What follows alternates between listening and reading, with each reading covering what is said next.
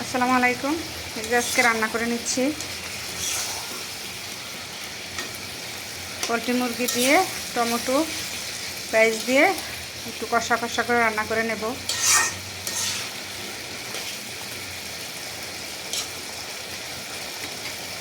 কেমন লাগছে অবশ্যই বলবেন। রান্নাটা আর প্রথম শুরুতে দেখাতে পারিনি,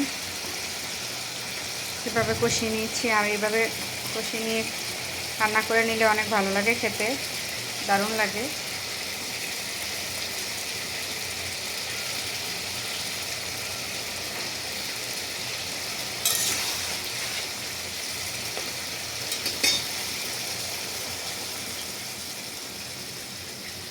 দারুণ একটা রান্না।